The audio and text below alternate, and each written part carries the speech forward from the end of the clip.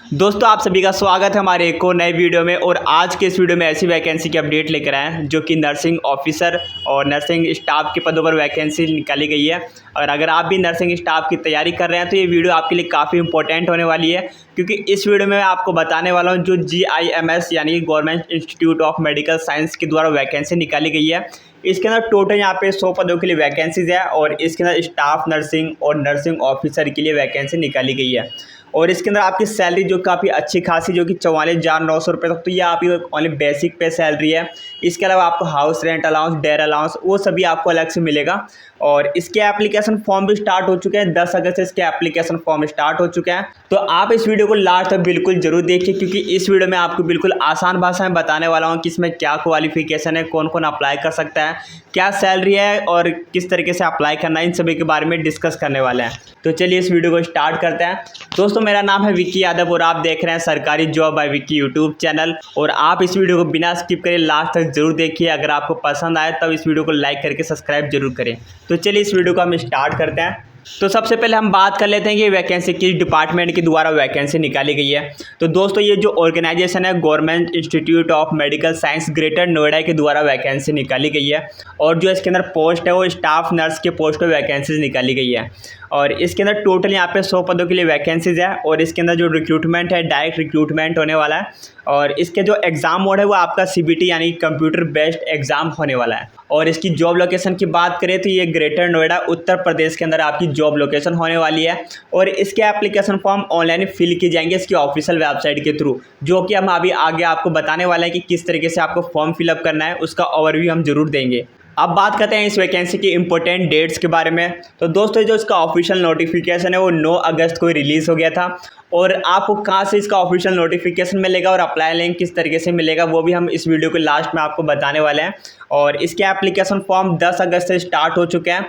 अगर आप चाहते हैं कि हम आपको लाइव अप्लाई करके बताइए किस तरीके से इसका फॉर्म फिलअप किया जाता है तो इसके लिए आप मुझे कॉमेंट बॉक्स में ज़रूर बताना। और आप लास्ट इसके अंदर 7 अगस्त तक फॉर्म फिलअप कर पाएंगे।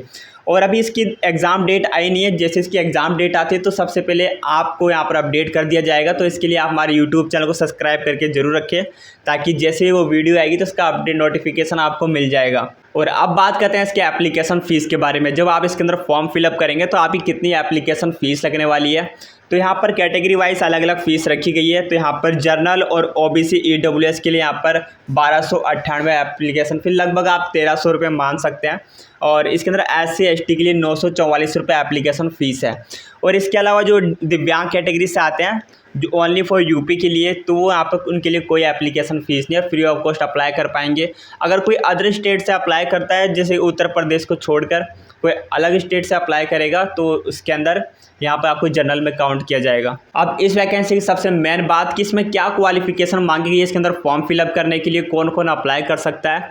तो दोस्तों इसके अंदर जो स्टाफ नर्स के लिए 100 पदों के लिए वैकेंसी निकाली गई है, इसके अंदर जो क्वालिफिकेशन रखी गई है, इसमें अगर आपने BSc नर्सिंग कर रखा है या फिर BSc नर्सिंग पोस्ट बेसिक कर रखा है, या फिर आपने GNM विथ रिक्रूटमेंट और रजिस्ट्रेशन एक्सपीरियंस है आपके पास, तो आप इसके अंदर अप्लाई कर सकते हैं।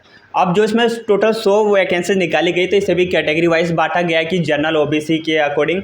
तो यहाँ पर जो 100 इसके अंदर वैकेंसीज है, इसके अंदर जो 40 पोस्ट है वो है जनरल कैटेगरी के लिए, और 27 पोस्ट है OBC के लिए, और 21 पोस्ट है यहाँ पर SC, और 2 पोस्ट है ST के लिए रिजर्व पहले से ही है, और 10 पोस्ट है यहाँ पर EWS के लिए। और इसके अलावा जो 20 पोस्ट है वो वुमेन के लिए, 5 पोस्ट है एक्स सर्विसमैन के लिए, और 4 पोस्ट है दिव्यांग कैटेगरी के लिए, और 2 है डिपेंडेंट फ्रीडम फाइटर के लिए। तो इस तरीके से यहाँ पर पोस्ट को रिजर्वेशन में इस तरीके से कैटेगराइज किया गया है। तो आप और डिटेल्स में इसके ऑफिशियल नोटिफिकेशन में चेकआउट कर पाएंगे। अब इसके हम क्वालिफिकेशन को थोड़ा और डिटेल में हम जानते हैं। तो इसके अंदर आपका पहला ऑप्शन है कि अगर आपने BSc नर्सिंग कर रखा है, जो कि 4 साल का कोर्स होता है, तो वो आपके पास है, अप्लाई कर सकते हैं। या फिर आपने BSc नर्सिंग या फिर पोस्ट बेसिक वाला कर रखा है, जो कि 2 साल का कोर्स होता है, अगर आपने वो कर रखा है तो भी अप्लाई कर सकते हैं। और साथ ही आपके पास रजिस्ट्रेशन होना चाहिए नर्सिंग मिडवाइफरी, इसमें आपका रजिस्ट्रेशन होना चाहिए।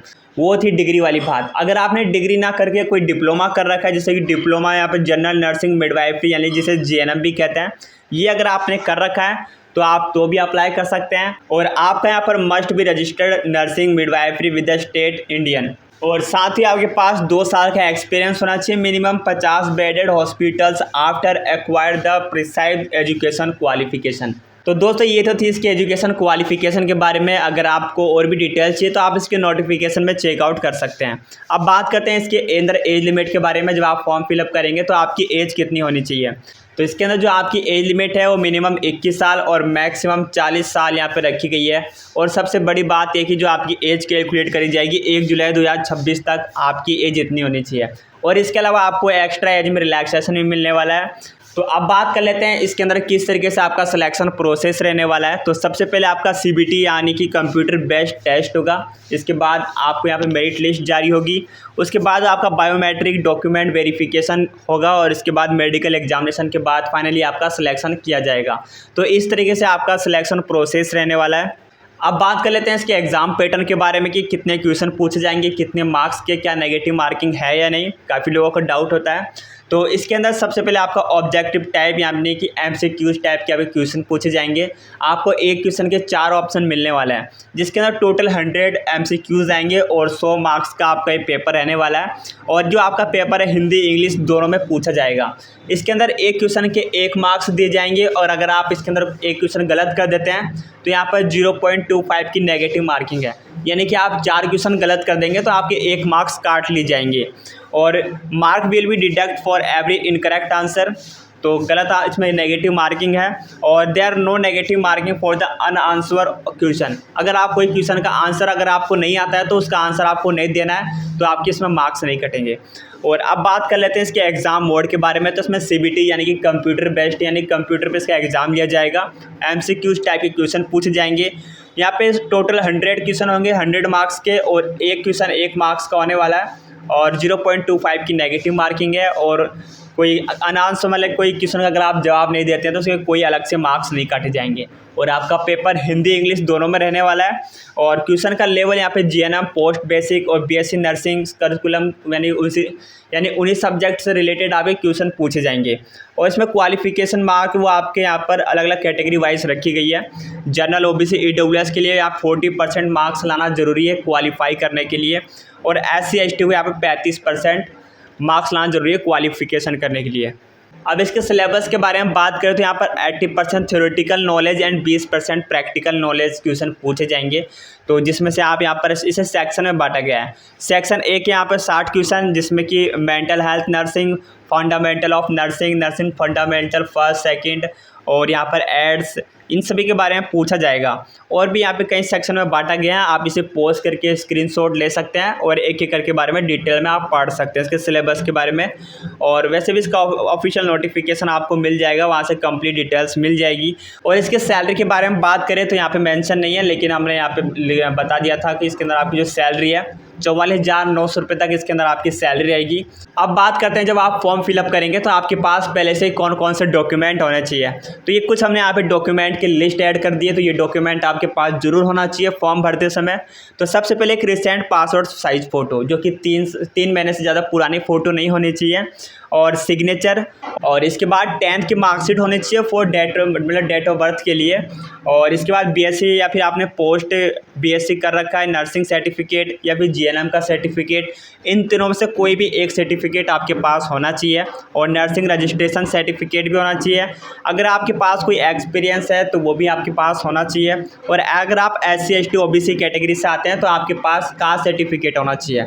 अगर आप जनरल कैटेगरी से आते हैं तो आपके लिए इसमें कास्ट सर्टिफिकेट की रिक्वायरमेंट नहीं है। और अगर आप यूपी के हैं तो आपको डोमिसाइल सर्टिफिकेट भी चाहिए। और अगर आप अदर स्टेट्स हैं तो आपको जर्नल में काउंट किया जाएगा, तो आपको कोई सर्टिफिकेट की ज़रूरत नहीं है। और इसमें दिव्यांग, अगर कोई विकलांग है तो उसका सर्टिफिकेट ये सभी के लिए एप्लीकेबल नहीं है। जो ओनली दिव्यांग जो एक्स्ट्रा रिलैक्सेशन चाहिए उन्हीं के लिए है। और एक्स सर्विसमैन है तो एक्स सर्विसमैन का सर्टिफिकेट, तो ये सभी कुछ डॉक्यूमेंट लगेंगे। और वैलिड आइडेंटिटी प्रूफ यानी कि आधार कार्ड, पैन कार्ड, ये डॉक्यूमेंट आपके फॉर्म फिलअप करते समय लग सकते हैं। और अब बात करते हैं इसके एग्ज़ाम सेंटर के बारे में। तो जो इसका एग्ज़ाम सेंटर है, यहाँ पे 4 एग्ज़ाम सेंटर दिए गए हैं। आपको जो भी पास पड़ता है तो इसी के अंदर आपका एग्ज़ाम होने वाला है। तो पहला यहाँ पर दिल्ली NCR के अंदर, और लखनऊ, गोरखपुर, वाराणसी, इन 4 जगह आपका एग्ज़ाम सेंटर रहने वाला है। तो दोस्तों ये तो थी इस वैकेंसी कंप्लीट डिटेल्स। अब बात करते हैं कि आपको उसका फॉर्म फिलअप किस तरीके से करना है। तो ये इसकी ऑफिशियल वेबसाइट पर जब आप आएंगे तो यहाँ पर रिक्रूटमेंट नोटिफिकेशन का एक सेक्शन मिल जाएगा और इसके अंदर यहाँ पे डिटेल एडवर्टाइजमेंट फॉर यहाँ पे स्टाफ नर्सिंग और यहाँ पर इसकी और भी कई सारी डिटेल्स, इसका लिंक आपको यहाँ मिल जाएगा और यहाँ पर आपको एक अप्लाई लिंक भी मिल रहा होगा। जैसे आप इस पर क्लिक करेंगे तो यहाँ पर अप्लाई का यहाँ पर पोर्टल हो जाएगा। अगर आप पहली बार फॉर्म फिलअप कर रहे हैं तो सबसे पहले आपको रजिस्ट्रेशन करना होगा। अगर आपने पहले से रजिस्ट्रेशन कर रखा है तो यहाँ पर आपको क्लिक हेयर पे क्लिक करके लॉगिन पे क्लिक कर लेना है और इसके बाद डिटेल्स को डाल के आप फॉर्म फिलअप कर सकते हैं। और इसके एप्लीकेशन फॉर्म 10 अगस्त से लेकर 7 सितंबर तक फॉर्म फिलअप किए जाएंगे। इसकी यहाँ पे इंपॉर्टेंट डेट भी आपको शो हो जाएगी। तो इस तरीके से आप फॉर्म फिलअप कर सकते हैं। तो दोस्तों ये थी इस वैकेंसी की कंप्लीट डिटेल्स। अगर आप चाहते हैं कि मैं आपको लाइव अप्लाई करके बताऊं तो आप मुझे कमेंट बॉक्स में बता सकते हैं ताकि मैं नेक्स्ट वीडियो में आपको लाइव अप्लाई करके बताऊंगा। और इस वीडियो में हमने आपको इस वैकेंसी की कंप्लीट डिटेल्स दी। अगर आपको ये जानकारी पसंद आए तो इस वीडियो को लाइक कीजिए, अपने दोस्तों के साथ ज़रूर शेयर कीजिए और इस वीडियो का अप्लाई लिंक और ऑफिशियल नोटिफिकेशन आपको हमारे टेलीग्राम पे शेयर कर दिया गया है। उसका लिंक भी आपको इस वीडियो के डिस्क्रिप्शन में मिल जाएगा। जल्दी मिलेंगे किसी नेक्स्ट वीडियो में, तब तक के लिए बाय, जय हिंद।